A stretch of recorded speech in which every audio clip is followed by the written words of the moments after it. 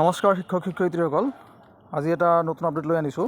ইয়াতে দেখিবলৈ পাব আপোনালোকে 19/5/2025 তাৰিখত যিটো নটিফিকেশ্যন ওলাইছে, এই নটিফিকেশ্যন মতে ভেৰিফিকেশ্যন ছেকেণ্ড ফেজ ডিৰ ফালৰ পৰা ওলাইছে 5550টা পদৰ।